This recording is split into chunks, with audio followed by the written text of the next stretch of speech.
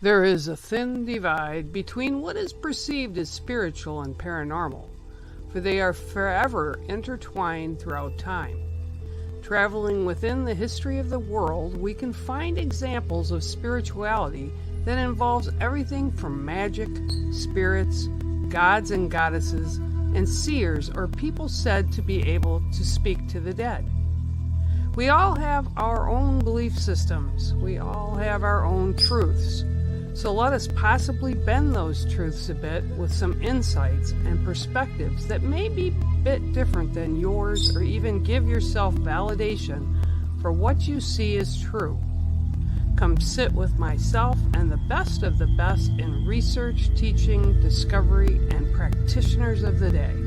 My name is Bear Medicinewalker, and I welcome you to Spiritually Paranormal.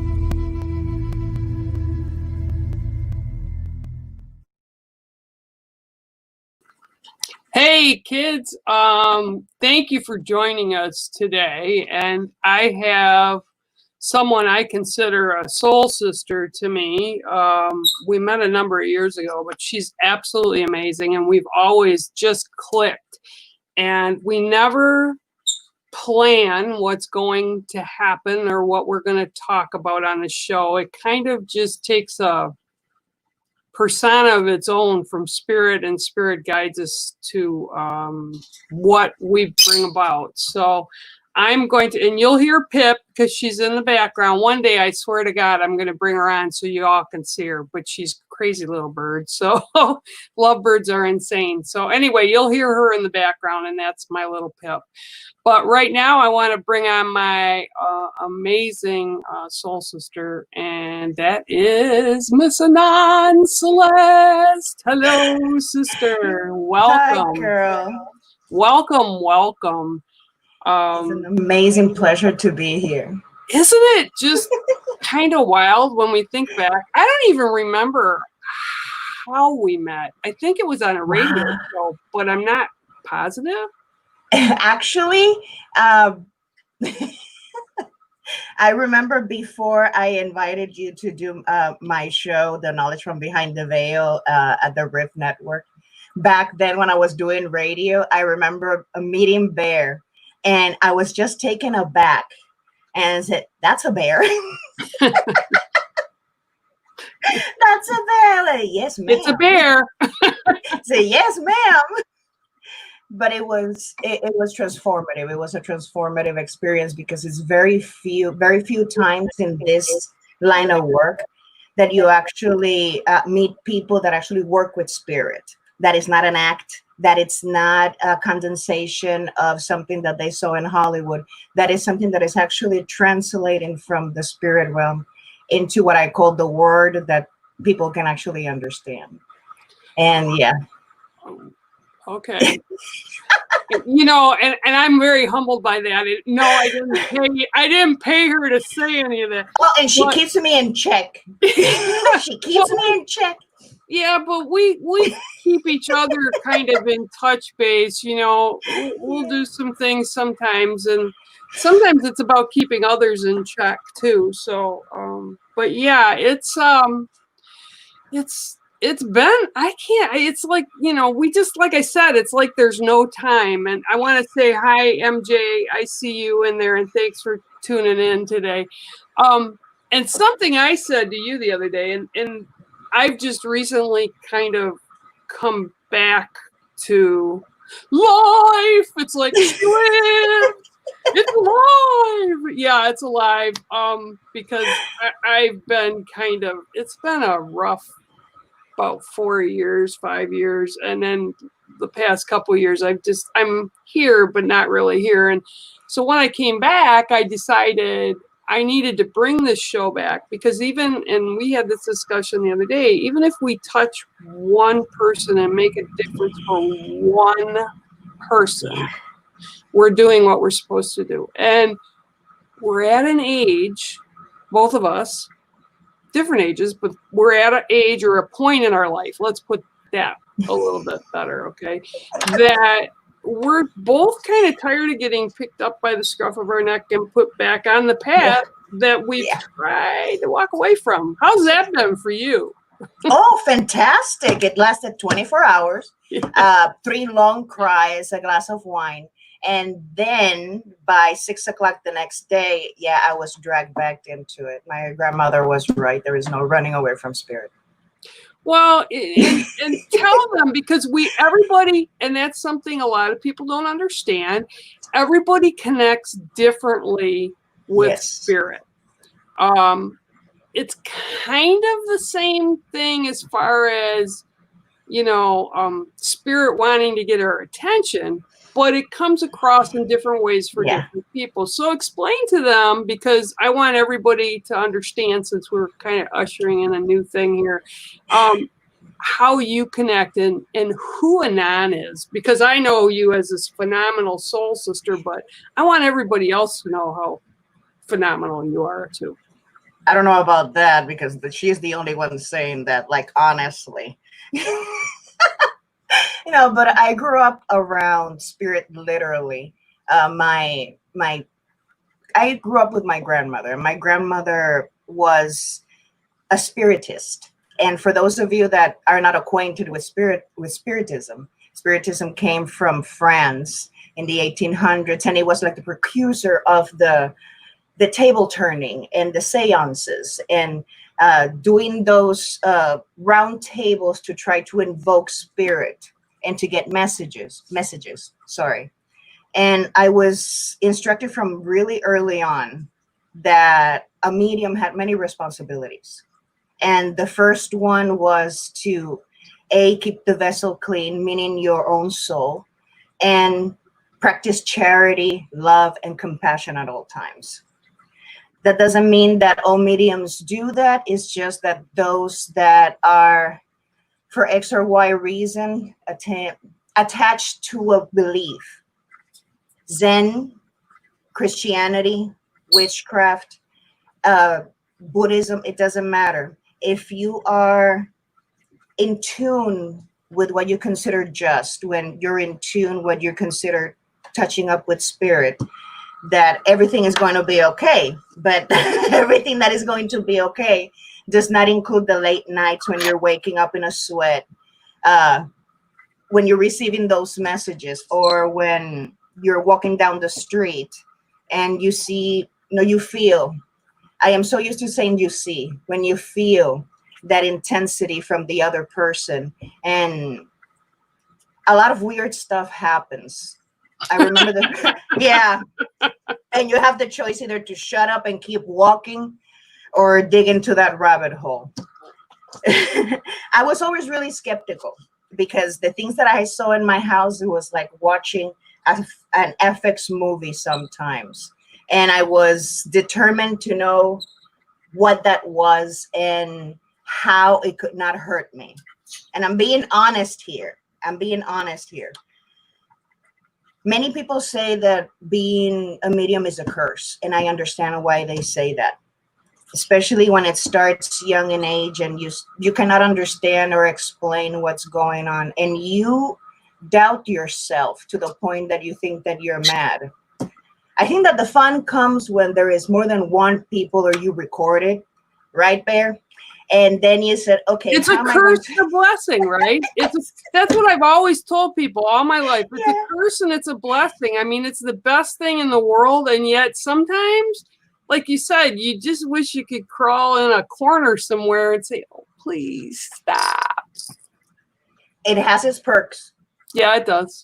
It has its perks. I remember once when I was getting out of work, I was an RN nurse back in Puerto Rico, and I was tired, 12, 13-hour shifts.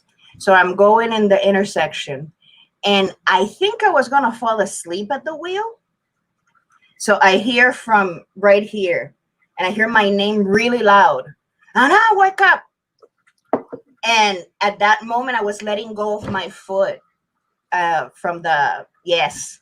And at that second, this car at 1,000 miles per hour just grazed the front of my car. I'm going to tell you exactly what I did. I don't know if you guys should do this, but this is what because I am that way. I said, who is this? Maybe I was not expecting an answer. And I said, it's John. At that moment, I don't know how I got home, but the first thing that I did was call my grandmother. And I asked, who the hell is John? Oh, don't worry, that's your great grandfather. Did he appear to you again? He told me last night that you were doing this and this and this at work and you were not sleeping. I said, Grandma, bye.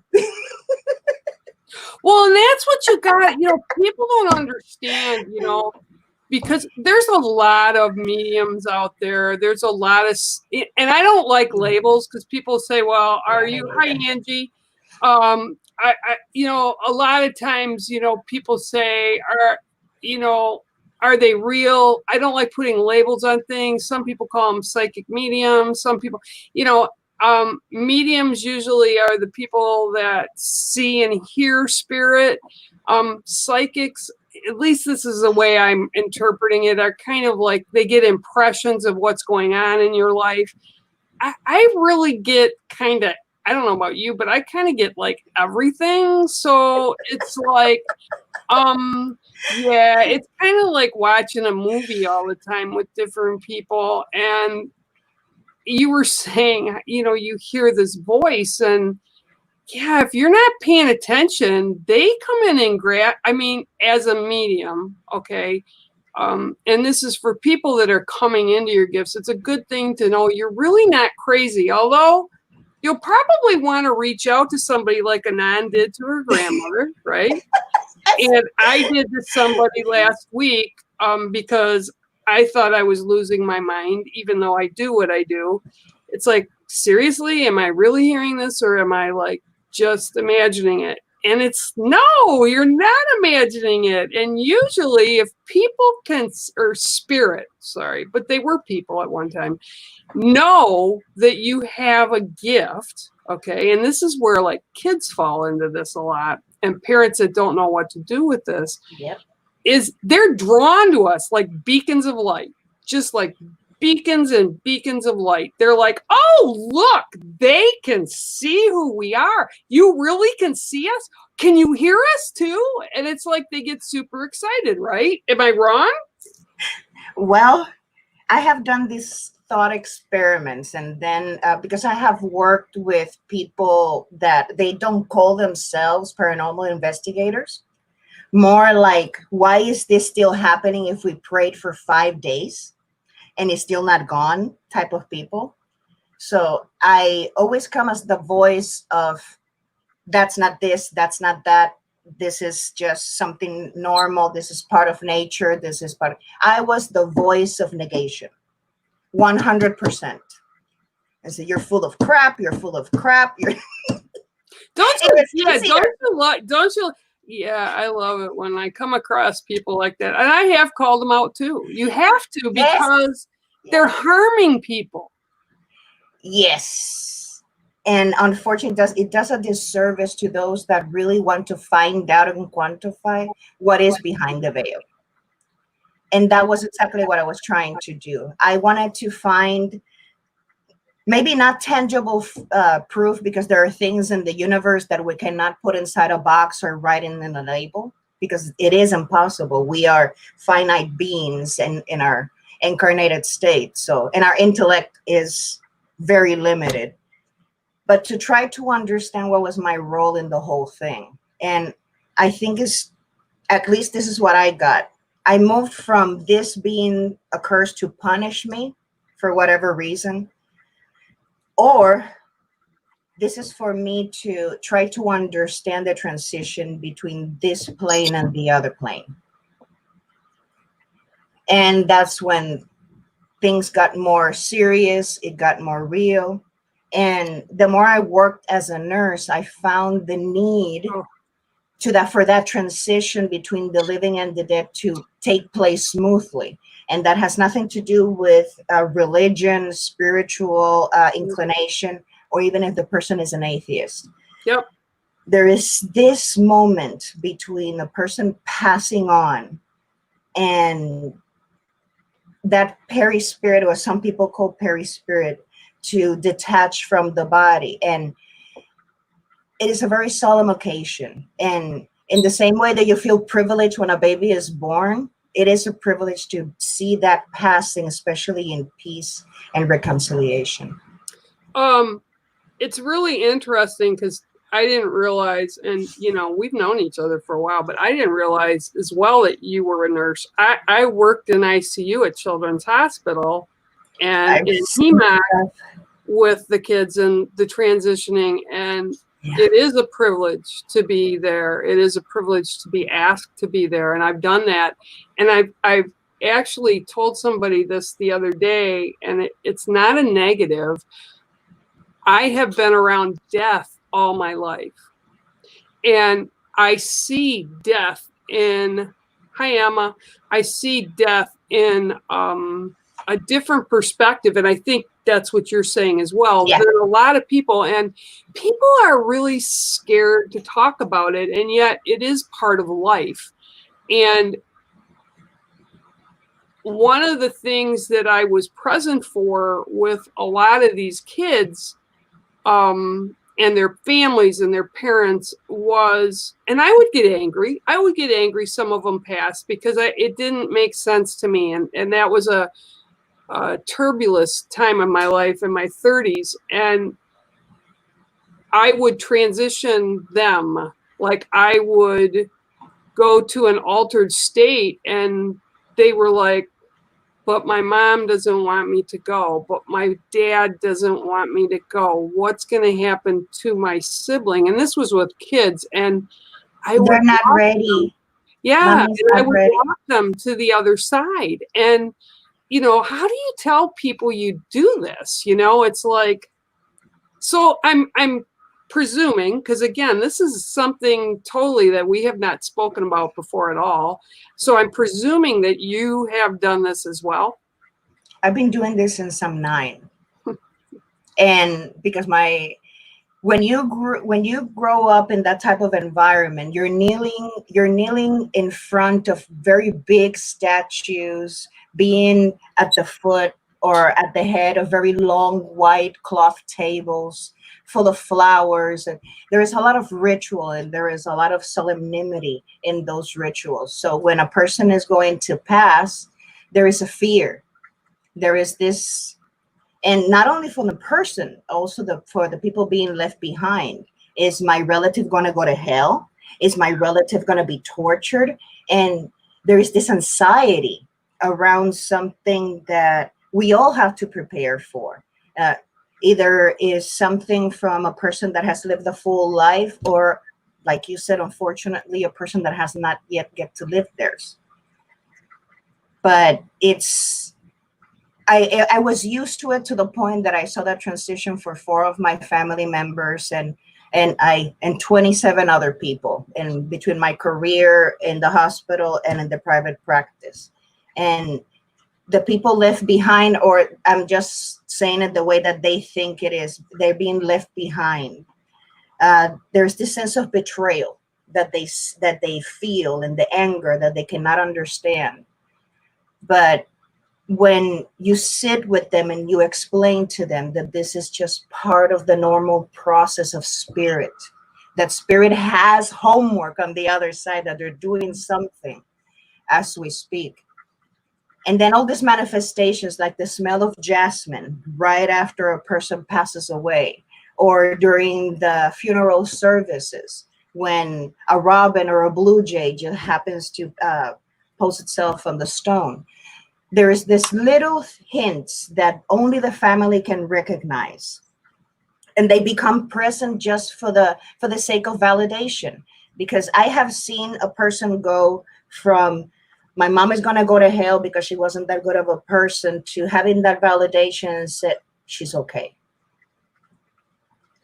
And to me, that was really important, because one thing for a child is to believe what they see and what they experience, and something completely different is what other people experience and feel.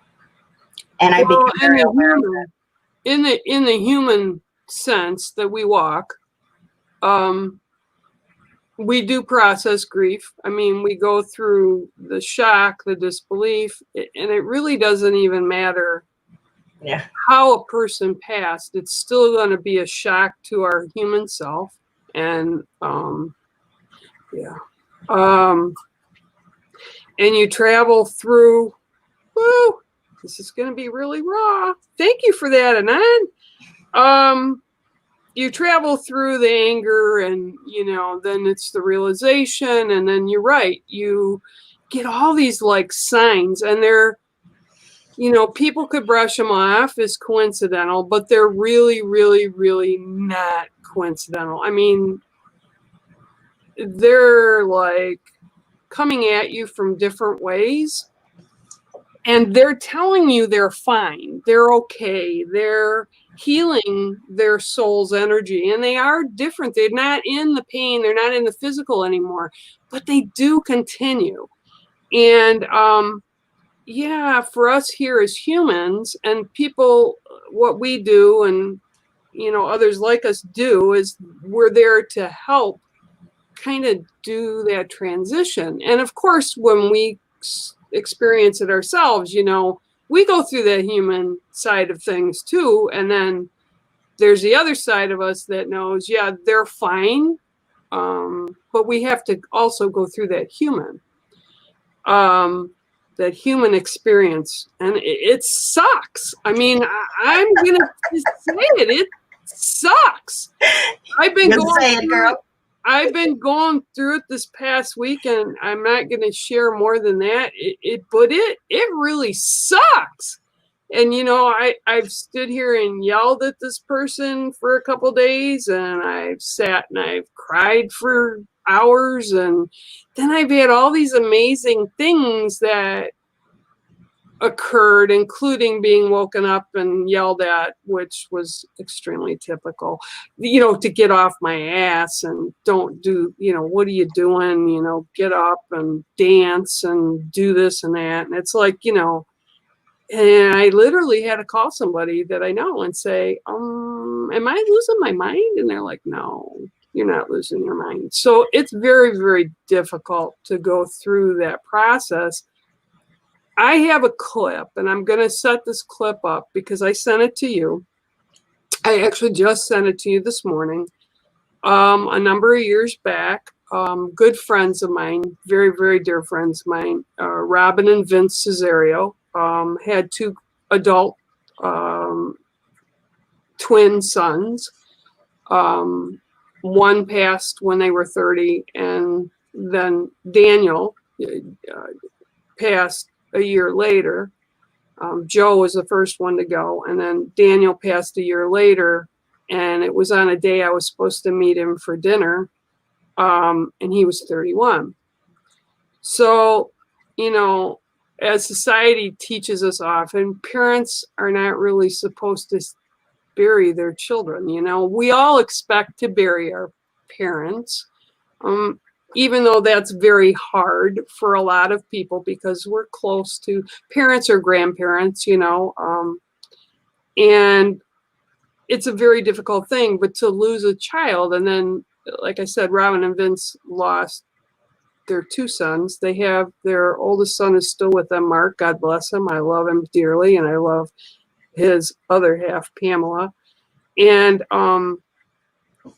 so in their grief, and I know I'm kind of taking a little bit, but I want you all to see this. Hi, Bree. They would go to the boys' room, okay, and they would talk to them and out loud. And it's a way to process that grief. And it never goes away. It never really fills. But these boys are so strong, and this is my whole point. The energy and the soul energy that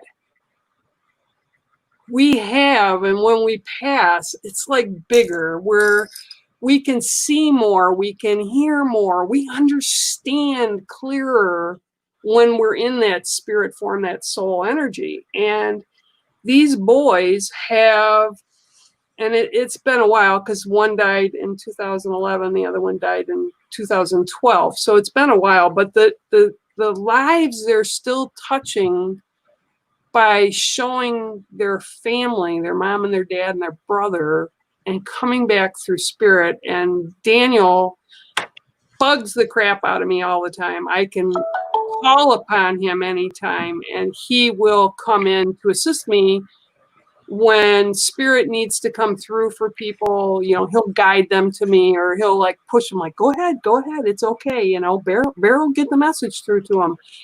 And this clip I'm going to show you right now, they caught on their phone. It was only the two of them in the house. There were no mirrors. They were both sitting on the opposite wall floor, and they were just taping.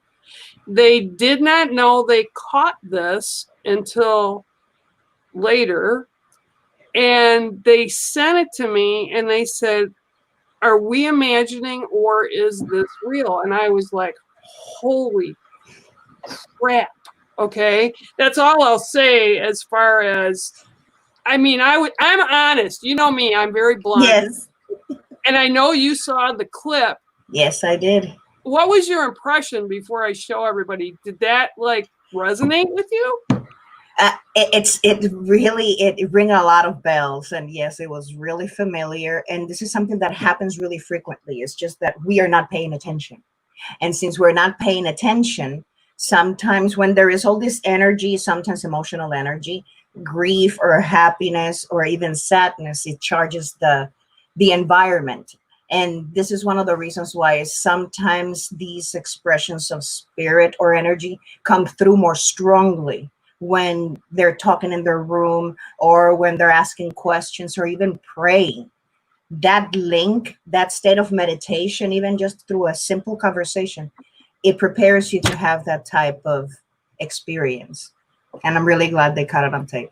I just, and for all the skeptics out there, you have to understand this was taken on a phone by people in their 60s who are grieving. So, but they did not like dilute this, pollute this, put it through anything else. This is just a clip.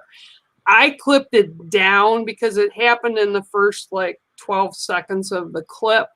And they were up there, I think, for like a half hour or so. So I did clip it down. I do admit that. And I do have permission to use it. I talked to Robin this morning. So everybody kind of watch, and you'll see a figure go across the wall. Okay? Hi, Joe. Are you here with Mommy? Huh? Joseph. Hi, Danny. Hi, Joe. Hi, my baby. That was the clip. So I don't know. I'd love to see what people think if they saw it. It was on the back wall. It moved. If you're looking at it, it would move from your left to your right behind the bed, but it's see-through. And if you knew Daniel, okay, which I told you earlier, it was his form. And I have no doubt it was Danny. I have no doubt in my mind it was Daniel. I'm going to show it one more time because it's just, it's, to me, it's proof of spirit. It's that we go on. And like you said, that okay, because we're still here, obviously, but people that pass can manifest the energy. And it was so important to Robin and Vince to have that confirmation that even though the boys were not here in the physical sense, they're still around them. And I look at this often, and actually my daughter and I look at it often, because it just gives me a sense of peace. Okay, so I'm going to play this one more time for everybody. Just take a look. I can't slow it down, but watch the back wall and you will see it. Hi, Joe. Are you here with Mommy? Huh? Joseph. Hi, Danny. Hi, Joe. Hi, my baby. Just no words. No words. I just have no words. I just, and I know it was them. And because I know them, it just makes it all the more like impactful on me, if that makes sense. Oh, and yes. Boys continue to bring messages, orbs, weird things that happen at their house or where they are. Like, you're always around them because they want to make sure their mom and dad and brother know they're okay. And it brings hope for other people. So You hit the nail right in the head. And that is, at least that's what I was taught, that the main and first priority of a medium is to make sure that not only the person that has passed has communicated the message and the emotion attached to the message, but that the person left behind knows that they're not alone, that this is not something that they're going through alone. And I think that's really important. I'm going to put a comment up here because I want to address this too. This was just something that also came up for me, but I mean, I already sort of knew, but I'm going to Bree. Hi, Bree. Losing a child, yes, and I miscarried as well. And you can, I mean, I know many people, and they do find the strength to carry on. But this is something, and I'd be interested to see your take. I recently, and a lot of people, again, didn't know this about me, I miscarried. And I miscarried a little boy. And he's always with me, but it's not something as years go on. And Bree, I know you're young, but, you know, this could be something that might help you. It's like a place of, you carry them with you all the time. So it's kind of like a comfort that you have them as a mom, you know. And recently, and I had thought about this, and I'm not really sure what your beliefs are, but we'll get into that. My son came through in a reading with somebody that wasn't even meant to give me a reading. I was just speaking with her. And she brought him up, and she had no way of knowing I had lost a son. And she also brought his name through what we were going to name him had he survived. And I was shocked, but not, I was taken aback because it was like totally unexpected.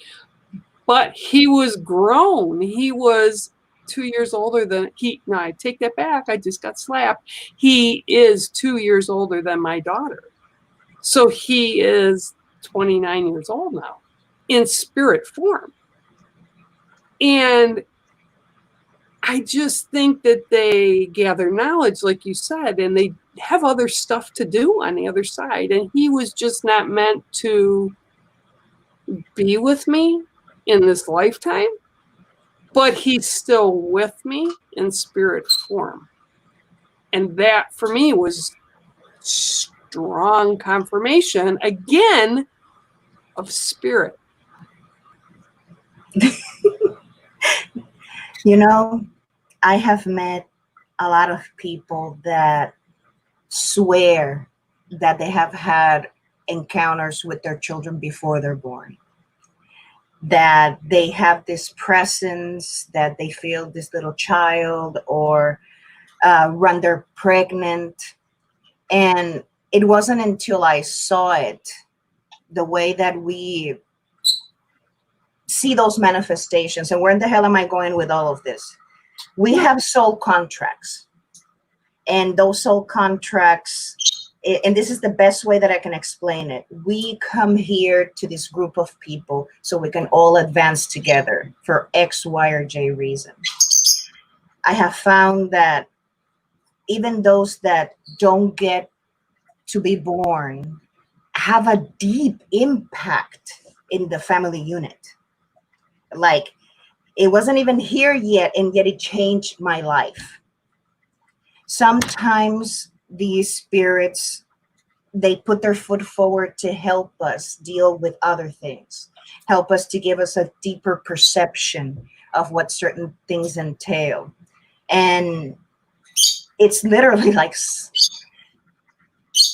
it's the best type of love, the most selfless type of love, when you actually sacrifice that time, that little time that you have here, to give a moment of hope or a lesson to a person from love, from your own loins, and it manifests as such. The longing, that part of yourself that is no longer there, it's us more saying, I miss him or her. So that space, even though cannot be taken by the same essence, the essence will never leave for the simple reason that it changed our lives. So, well, I think too, part of it, and Bree mentioned it, and I think Allie Cat mentioned it, and a couple other, Joanne, hi Joanne. I think spirit has purpose with all of us. And like you said, we contract to come in, even if it's for a blink, we contract. But I also believe that we have what we call spirit families. So for me, it's like meeting you or meeting some other people. It's like this recognition, like you're drawn to certain people. And it's like, wow, okay, do I know you? And it's like, yeah, maybe from like a past life. And I believe sometimes roles reverse, like where one's a mom one time, they're a daughter or a child, I should say, another time, or they're a partner or they're whatever, or, you know, because we contract. And I'm a firm believer in this. Sorry, I got to squirm. My back's been bad. We contract to come back and do this. And I will tell you, I just recently told somebody, and this is who I was talking about earlier, I'm done. I ain't doing this again. I ain't coming back for round millionth and 10th. I mean, I'll do my contract here, right? But I'm not, I'm done. I laughed because I told my grandmother the exact same thing when I was 12. If you people think that I'm coming back here, you're all crazy. I won't. I'm put my bare foot down, and I won't. I'm done. I'll live it. And what a lot of people, some new people here don't know is I had spine surgery last July. Yes. And you know, and I shared this with you too recently. I circled the drain a few times, and it was very unexpected. There was no reason for it. But I had been so much physical pain that I really just, and it wasn't that I wanted to die. It was just, I just didn't care. I would either stay or I would go. It was like, whatever, not up to me. But when it happened, I found out it was up to me. Although they pushed and kicked my butt and told me, bye, see ya. You ain't coming in. You got too much stuff to do.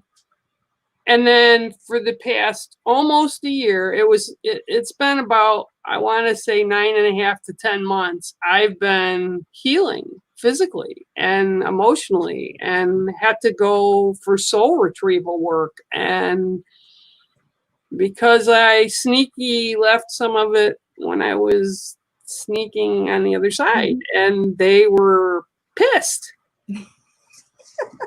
Yeah, and if you people think I'm crazy now, you should hear some of the crazy stuff Anan and I have lived through and seen. You know, St. Francis was not happy with me. St. Francis has walked with me, you know, and I just call him Francis, but he's walked with me since I was a kid because I've had the communication with the animals all the time. And he was a big dude. All these people that think he was this tiny little monk, he's a big dude. And he was not happy with this bear. So, and when I did soul retrieval, he shoved everything plus back in. I go, wait a minute, that wasn't even mine originally because I don't care. And it's crazy. The stuff spiritual people go through, you'd swear to God, we were all dropping acid. Actually, yeah. I told a psychiatrist once that I have a multiple personality disorder. And I remember that she said, wait a minute. And she looked back. I think I am the one that has the title. What? Yeah. It's crazy sometimes. I just, yeah. Sometimes there's not enough room for all of them.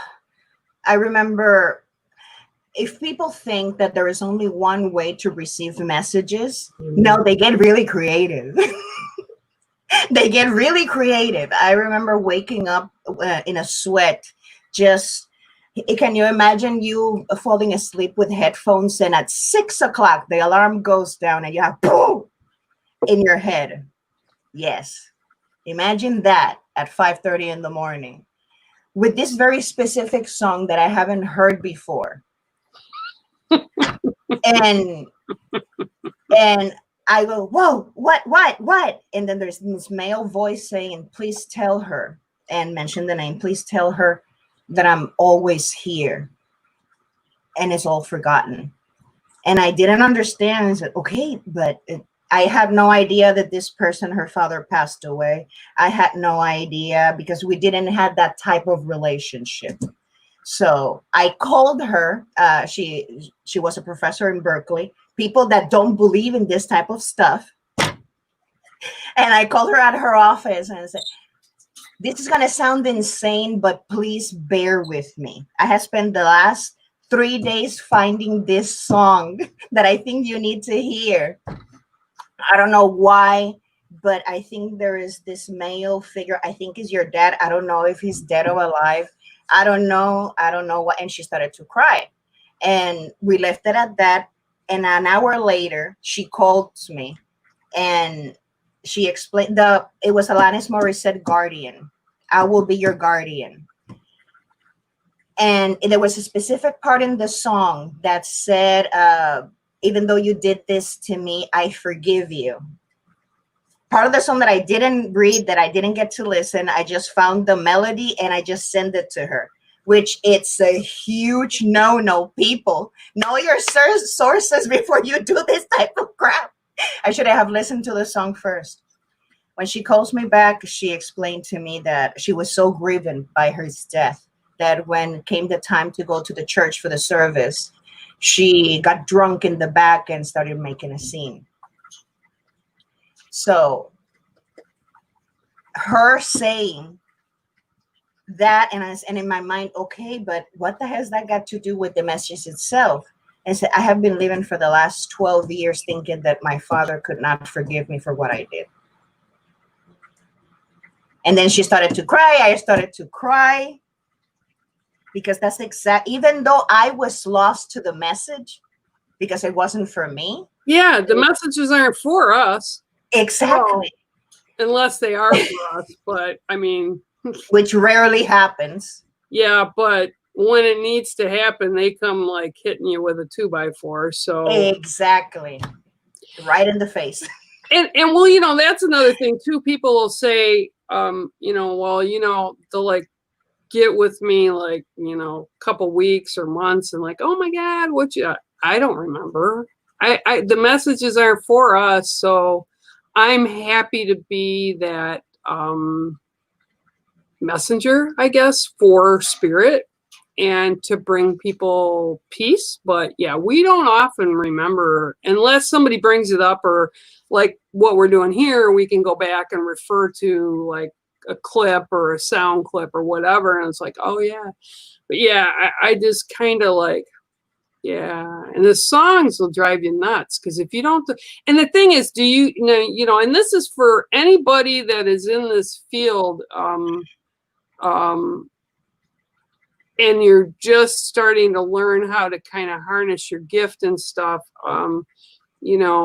pay attention to the messages that you're getting, and songs and stuff and messages, or just people, if you're that kind, if you're spiritual medium, I guess would be the word I would use, and you connect to spirit in that way, make sure you give the message, but it's always given in a gentle way. Never given to us in a negative, unloving way. And I always get after people too that are kind of like, oh, Hollywood portrays, oh, there's a demon, 10 seconds into something. And I agree there are bad things. I'm not saying there are not, but they're not as common as spirit coming through for good. Yeah. And what we do has been around for centuries. I mean, it goes back to the beginning of human communication and time. I mean, it's not new. No, it's not new. And people seem to forget that this is not something that started with Wicca or with spiritualism in the 1800s. This started with animism thousands and thousands and thousands of years ago, when the caveman came out to see if the sun god or the rain god was to be pleased today, and that communication with spirit, that ancestral work that many people are so throwing around nowadays. It means a lot to a lot of people around the world, especially the natives. That ancestral connection, it's a lot more than blood. It's armies of guides, armies of ancestors, armies of people that have been there since the beginning, trying to make this place evolve a little bit each time. Using people like you, Bear, and using people like many other mediums that they don't want recognition, they don't want money, they don't want to be exalted, that they just want to do the work. Would you, here's a tough question, and I don't know I can answer this myself. Would you choose this for you? Would you, if you could like go back and like hit the reset button, would you not want to do this? Wow, you're doing this. Okay. I've been rebelling against this since the beginning. And I going back to what you say, saying things a little bit more, with tact, and a child doesn't have that. So when you are accused of causing some of these phenomena, it wants you to hide. So yes, at some point I said, this is a curse, this is something bad. My father is the only one in our family in 6 generations that actually is completely, he has it. He have had experiences with it, but he's so afraid of what he has seen and experienced that he thinks that he can hide behind the Bible and behind the cross. So that only made his life more miserable. I love you, Daddy. I tried to understand it from the beginning. That's why I started interviewing people. When things were starting to happen that I could not understand, when things that I had dreamed about or told someone suddenly just happened, I started to fear, am I causing this? Am I doing this? And it wasn't until I had a very long conversation with a santera that was 20 something years ago that I told a friend of mine. That was the first one the first time that I read the tarot to somebody else, from the people that would come to my house and my friends. And I told her, you better do your patch it up with your dad, because he's not going to be here that long. It just came out. That's why you have to practice your how you're going to say things, because that just came out. And she took it as a joke. She was still mad at her dad for whatever reason, but she listened that last time when I called her, said, you really have to do this. He died 7 days later of complications of diabetes. Of course, I became the witch of the school, the neighborhood, and I caused that man's life. Yeah.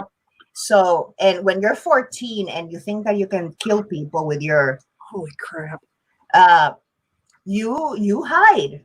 You hide. And I hid behind the Bible. I hid behind my books. I hid behind many things. And I was determined to not be so.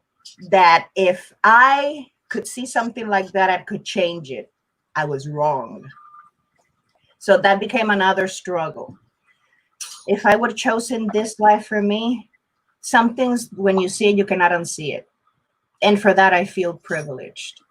There's some people that will go around their lives not knowing, not seeing, not understanding. So I have to chuck it up and put my big girl panties and say, it was meant to be that way. Well, that similar thing happened to me when I was in high school too, and it was a grandparent. I told her to go home and I mean, you just don't know, you know, and this is why, because I told her it was a grandparent, and I said, you need to call her, your grandmother. And she said, why? I go, I'm just getting really like a foreboding. So please go home and, you know, make sure you touch base with your grandmother. Well, it was over the weekend. She came back and she was pissed and wouldn't talk to me all day. And everybody was like treating me like pariah. And, you know, you're in high school. So I was like 16. And she's like, I said, what is wrong? What did I do? And she said, I called the wrong grandmother. Okay, well, that wasn't my fault, you know, but I still felt like crap, you know, hearing it. And it's like, I don't know what, I don't know. We just might have lost our Facebook feed here, guys. Sorry. Head over to YouTube if you can't see it on Facebook. But it was like the same thing, you know, people treated you like pariah. And yeah, so what I and this is a good point here, because there's a lot of people that are coming into their adult life right now, and a lot of times people kind of embrace it when they're in their 30s, and I really kind of don't think people should do it really much longer or earlier than their late 20s, early 30s, like get into it like professionally, because there's a nuance to it. It's a responsibility, okay? And you have to have some life experience to be able to understand that life responsibility that comes with this. So for people just to say, okay, well, I've been like able to do this for years and years, and then, you know, one day they wake up and say, I'm going to be a psychic, or I'm going to be a medium, and set up a page or a YouTube channel and like take call-ins. You know, start small, people. Start with people you know, and gain that confidence and gain that connection to spirit, or find a mentor, a true mentor that can help you, right? Because there are so many people out there, and you need to pay your dues, but you need to find a teacher to help you learn. And I told somebody this a couple weeks ago. Teachers will come into your life, or mentors will come into your life when you need them, but because you might not have a great experience like with them, or feel you have learned something, or they didn't kind of jive with what you're feeling, it doesn't mean you didn't learn something from them. Because some of my strongest teachers taught me confidence, and they taught me they're no better than I am, and I'm no better than they are, because we're all on this learning journey, right, with our gifts. And really, life in general, it can be said about anything that we do, but, you know, it's really important, because I feel there's a lot of bullshit out there with people who, and I said it, it's my show, I can say it, I don't care. It's bullshit, neon lights, you know. I'll even go so far as to mention somebody that was really big in the 90s and early 2000s that put out angel cards and angel books and all this commercialism, and I was like, this person is selling classes for $500 for what? Like, connecting with angels? Like, are you serious? She's going to teach you connect to angels for $500. You're going to get certified. Who the H certified this person? And it's like, so people, and they people want to believe in something so bad that they feed into that, and it's crazy. So when I say that with love. Find somebody who can help you hone your abilities, but in a positive manner. Yeah. This is not going to happen overnight. I started taking on teachers when I was 4. And this is only just to meditate and to what they call draw the spirit, to learn the rules of engagement, how to respect spirit, how to open the communication line, how not to, not poison, but just dirt the waters a bit with your influence or your beliefs, that you have to separate whatever you believe and your culture and your education, to put it aside and to have that spirit communication and integrate that knowledge and what you have learned and the books that you have read. And we have to understand that 99% of people that actually write books about mediumship is their experiences. Yep. Unique experiences. You're going to find generic works of Yep. people saying that they experienced this and that like that other person, but that's still a unique experience.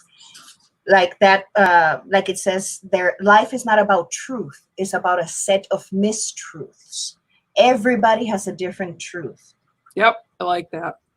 And you have to be aware that when you're going to do a consult with a person, that's why it was so hard for me to do, to come from live in-person readings to online readings. That's why I said, okay, if I'm going to do this online, it has to be on video chat so I can record the reading and the person can take their reading. It was difficult because that takes away the connection between the two people. There is this energy field that surrounds you when you're doing a reading in person. There is this connection with these two souls. And when you have different types of teachers, you have different types of perspectives. Not one. I have over 20 teachers. Not one ever charged me $1. They charged me in time. And when I asked, what can I do? And said, just don't fuck it up and help me carry this weight. And that I always kept hearing that, help me carry this weight. And it is a weight. And you have to be ready. You have to be ready to comply with their, not the requirements, the responsibilities of this. Sometimes it's not what you say, it's what you don't say. And sometimes it's it's very difficult to do it sometimes because you have to separate what you want to share with them as a human being and what spirit is giving you to share with them. And, you know, it's like sometimes, and it's never bad, but sometimes I'll come across and, you know, I'll tell people because spirit's telling me, you know, I'll tell a client, you have to get off your butt. If you want the changes, you have to make them happen. If you're wondering why this is happening, okay, that's not me. Okay, because I'm like, oh, this poor baby, you know, because I'm a caregiver, I'm a caretaker. So, you know, for me, it's all about wanting to hug them and love them and do whatever. And I just, it's a huge responsibility. And you just have to understand. And if you have to take a step back, I took a step back, you've taken steps back, you know, to be there for yourself, to love yourself, to feed your own souls, you have to know that's okay too.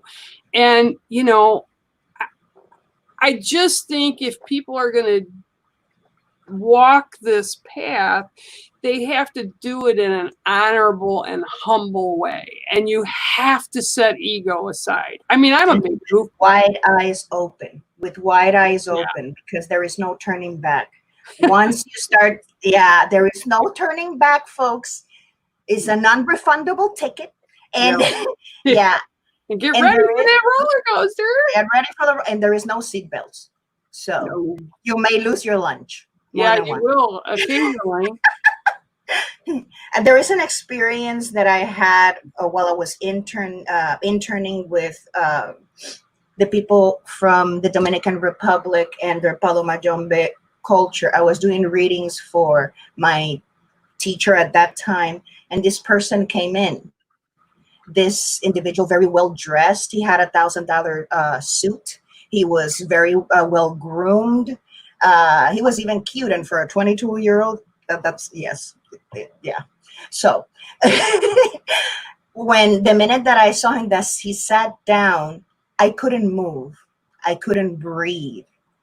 So, and the first thing, everything that I was saying to him, it felt like it wasn't me, because I was treating him with kid gloves. And how can I help you? And he said, and he told me, you tell me, you are the psychic. He called me a psychic. I said, I'm not a psychic. This is just a reading. This is just a tarot reading. But are you sure that you're okay? And I had this thing screaming in my ear. He's going to kill her. He's going to kill her. He's going to kill her. And he's waiting for you to tell her that she's cheating to kill her. And I said, have a seat and let's talk. After 5 minutes that we're talking about something completely different, his business, he has 2 baby girls. He has 2 little girls. And that's when I found the way in. So, honey, if you do what you think you're going to do, who's going to take care of your 2 little girls? And that man started bawling and crying. Yep. If you do this, you're going to end up in jail. And who's going to take your kids? If you do that, or you're planning to do, you're going to ruin all of your lives. So if you want your proof, you don't need your proof. Just follow the advice of your friend that was his lawyer and do what you have to do legally, but separate yourself from the whole thing and just let it go. He had a mini tantrum and he said, that's okay. And he left. 40-something days later, he comes back with his 2 little girls. And when I saw him, my heart just stopped. And they were all smiling and said, my divorce proceedings starting next month. Thank you. And yeah, she was cheating. And yeah, it was really bad. So you have to be very careful, because you don't know what the other person is planning to do, at least not until they sit in your chair. And it's like a hostage situation. It's your job to de-escalate. Yeah, and again, that's situations that come up when you do this work, and you have to be careful yourself, but you have to do it responsibly, and we're in 2020 now.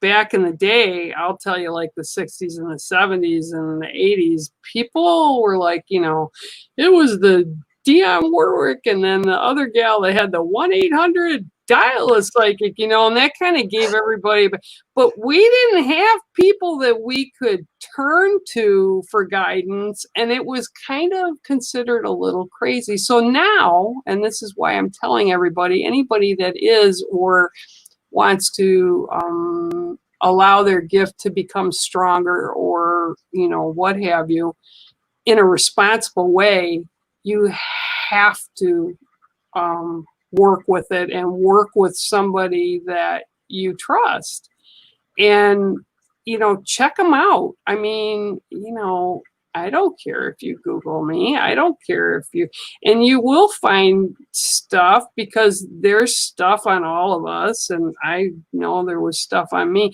back a number of years ago, because I had somebody within the Native community that didn't even know me, but didn't like what I was doing. They were living in a trailer park, and they were, unfortunately, they had the disease alcoholism, and they decided that they were going to do a smear campaign. And it was all over everywhere. But that's part of what we have to do. We're kind of warriors of the spiritual realm, I guess would be a good way to put it, to connect our human with that spirit. So everybody needs to do it respectfully and responsibly. Yeah. And take your time, because you have the rest of your life to figure this thing out. We're already over an hour, which is typical with you and I. So I'm going to invite you back, because I know that a lot of the people that have been listening and will listen in the future here on the stream will gain insight with this. I'm pretty sure, at least I hope so. So I'm going to ask you back, and Anytime. I'm going to start doing these shows now that I've kind of pushed them out. We're going to start doing them, and I'm going to do them on Wednesdays, I think. Or if people can't be there on Wednesday, we'll do it another day during the week. But I'm going to do them once a week, and then I'll be on GD, Ghost Dimension, once a week. So, you know, I want you to come back because you have valuable insight and maybe, crazy stories. Yeah, well, you know, we can, between the two of us, we could fill a book, and maybe that's what we're supposed to be doing, writing, right? So, all right. So, any last words with where can I get hold of you and contact you? And I know you have an awesome blog that you were writing, and, you know, tell everybody where they can get hold of you and see you. You can always find me at Facebook for my name, Anan Celeste, or through the Witches page of the Witches Haven, or Knowledge from Behind the Veil, or the Christian Witches Roundtable. We have this network of spiritual communities from different denominations and different beliefs. We're in YouTube at the Witches Haven channel, and at the website, the Witches Haven Knowledge from Behind the Veil .wix. I love you. Love you too, Baron. Thank you for having me. No, thank you. I mean, it's a true blessing to have you here, and you know, to share that knowledge with everybody now, today, and for future, like I said, people that are watching us. So I appreciate you. This is how creepy this is. I've been thinking for 2 weeks about maybe I should go back into the paranormal field. So no, you got out of that. But why? No. And then she calls me to do the show and say, yep, that's why. Mm-hmm. Well, and it's spiritually paranormal, and that's the approach we take, because people consider spirits, and I don't like calling them ghosts. Right. I call them spirits, and that's just me. Okay, I'm not saying there's anything wrong. I work with Bex and Sean, you know, doing stuff to support them, and, you know, they're the ghost dimension. They go out. That's how people relate to spirit. But communication with spirit is, like I said, for me, and what we do, right? It's a responsibility, but it's still paranormal. So it's spiritually paranormal. Yes. All right. I love you. We'll talk again soon. We're going to set up another date with Anan to come back and just share that knowledge from beyond the veil. And I switched that up. That was me, and it was done on purpose because it's beyond the veil. It's like inclusive of all of that. So because it is. Yeah. Everything that's behind the veil. Let's break that baby up. Well, I love you tons, and I hope to see you another time. And thanks, everybody, for coming in, okay? All right. Bear out. Thank you for tuning in today, and remember to tune in again next time here on Spiritually Paranormal. Remember also to share, like, and subscribe, and become part of a growing family on YouTube, Facebook, and Instagram. My name is Bear Medicinewalker, and I approve of this message.